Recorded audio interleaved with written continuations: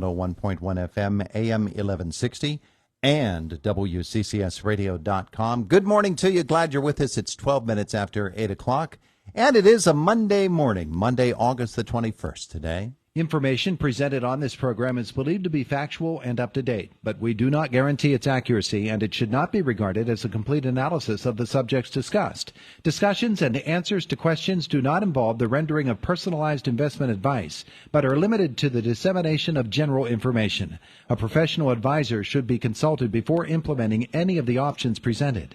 Encompass More Asset Management is registered as an investment advisor with the SEC and only transacts business in states where it is properly registered or is excluded or exempted from registration requirements. Registration with the SEC does not imply a certain level of skill or training. And Galen Bargerstock is with us this morning. Clinton Smith a little bit under the weather, but we're ready to go. GCES. Galen, good morning. How are you? Good morning, Todd. Not bad. How are you? Good, good. It's good to have you with us here today as well as we talk about something we touched on the last time you were here and wanted to get into it a little bit more, and that is the subject of long-term care.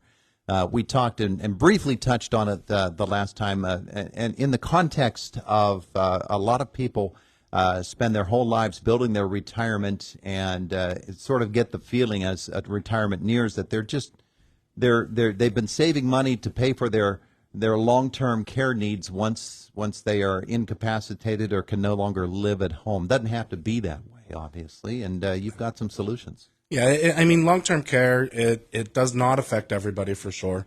It's a very low percentage, maybe something like 3.5% of every American would need long-term care at some point in their life. But it's in the back of everybody's head because, you know, it could become a reality. And if it is a reality, you might have to spend all of your savings that you saved your entire life just to pay for that care right there at the end, and then maybe leave your family with nothing. So it's a big concern. Yeah, it really is. And a lot of people have the idea that when they do find themselves needing that type of care, that they're going to be required to sell all of their assets, their homes, their cars, everything that they have, and all of that money must then be dedicated to whatever care facility they end up being put in. Correct. And that can happen, but doesn't need to. It doesn't need to happen, you know, especially if you've always had, like, say, a really good paying job and you've been up on everything and you've been doing your investments, you're up on your life insurance and you're buying everything. It's just whenever you start buying even life insurance, you know, whenever about 50 to age 60 is a sweet spot. That's when everybody should start really examining life insurance policies, you know, permanent for the rest of their life at that age range, because at that point, even life insurance itself has riders built into it where you can have a little bit of long-term care protection. Mm-hmm. So, you know, essentially, if you're going through all these steps throughout your entire life, one of those steps that you can take when you're addressing the life insurance is have long-term care built in the life insurance, so you might be able to get some sort of benefit back if the situation should arise. No, I don't want to spend everything on life insurance here this morning, but I do want to touch on that because life insurance is really confusing for a lot of folks. Yeah. There are different types of life insurance. Correct. What are we talking about here? And that's the thing, you know, there's so many different companies with so many different policies out there that you can have built long-term care built into some term policies that I carry have long-term care built in. Definitely universal life policies have them built in, variable. You know, it really depends on what your need is, type of life insurance, to what I would tell you to put the rider on. Mm-hmm. But a lot of them in life insurance, they'll give back a percentage of your face amount. Say you have $100,000 or a $200,000 policy. Well, company X might say, hey, we'll give you 4% if you don't qualify, or if you qualify for 2 of the 6 daily functions, and we'll give you that money to use towards long-term care. All right. I don't want to stray away from long-term care, but we do want to talk one more thing about that.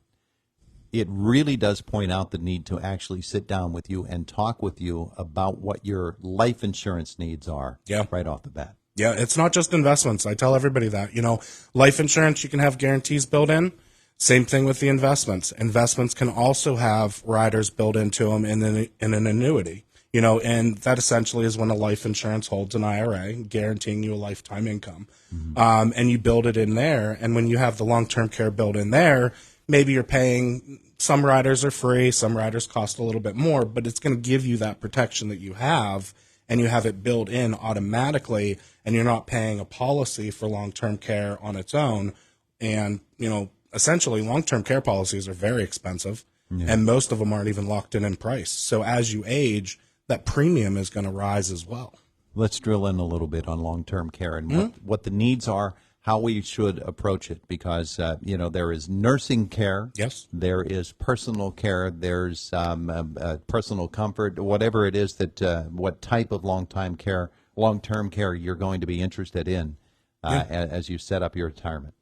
Essentially you're looking for full-fledged long-term care where, you're in the facility, you're monitored, 24-hour care. You're looking at probably about average $9,500 a month.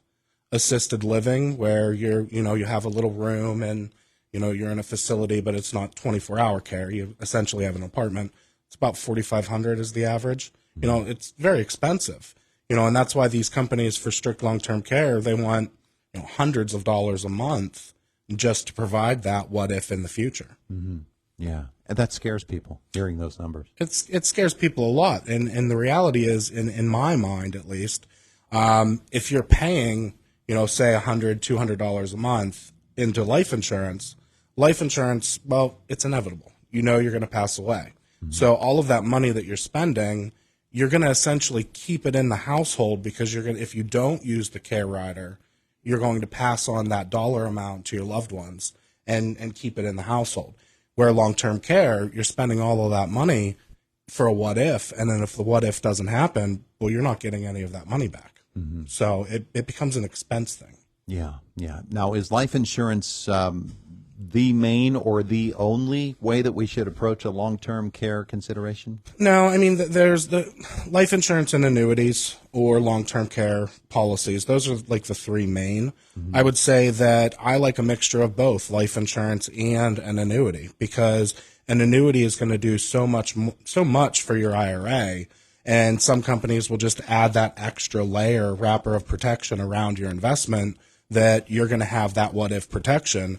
But at the end of the day, you have to also realize the harsh truth that you are going to pass away. So the life insurance value is going to be a good value if you're looking to leave on money to your loved ones. Right. So folks are sitting at home, they're saying to themselves, well, obviously I need something to help me when long-term care becomes something that I need to consider.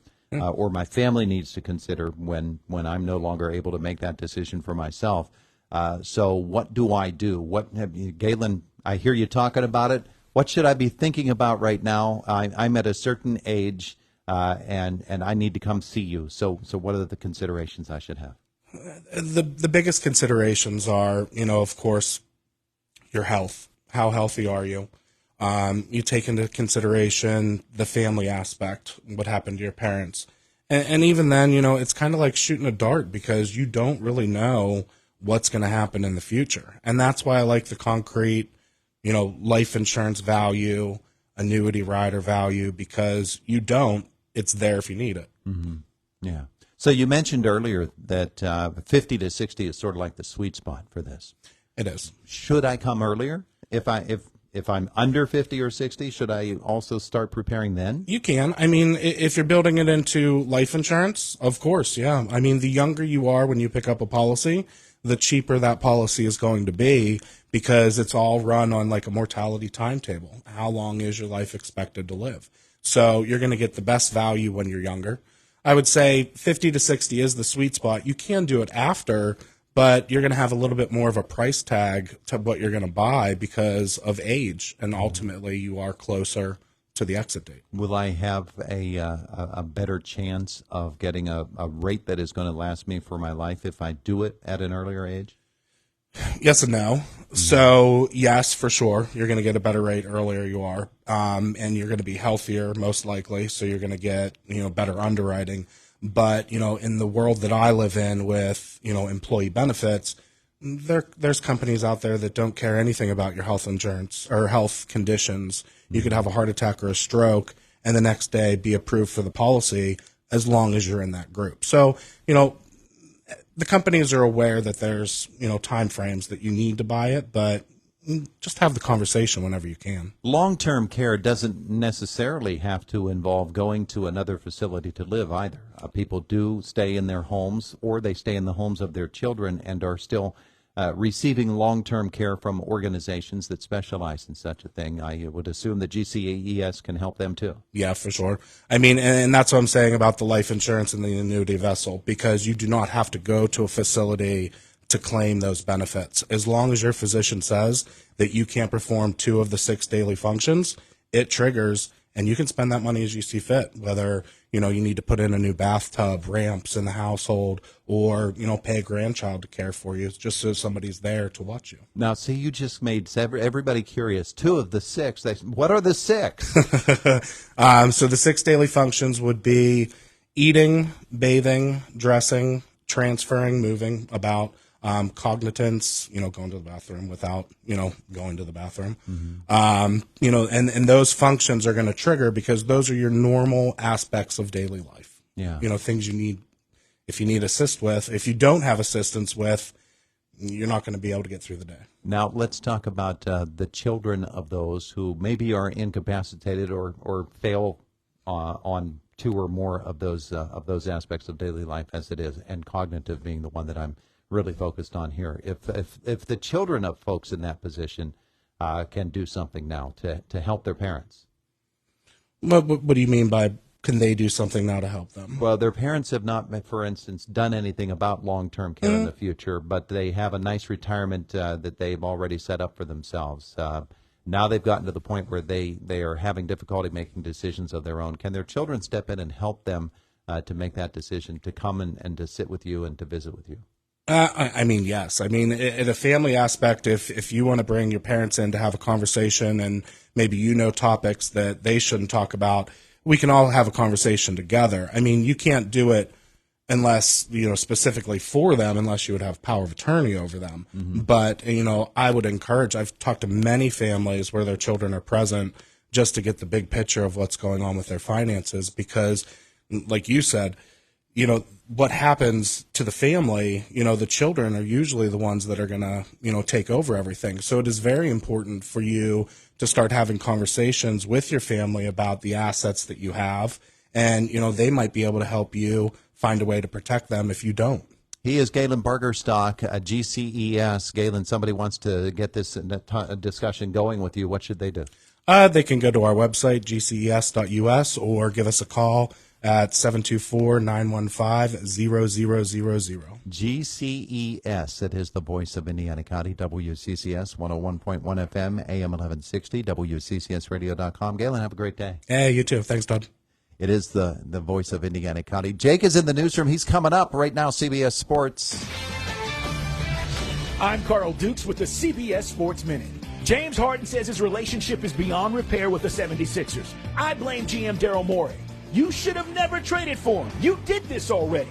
Nothing has changed with James Harden. He wanted out of Houston, out of Brooklyn, and now Philly. Imagine that. James, when you call the GM a liar, I'm guessing the relationship is beyond repair. I'm Carl Dukes.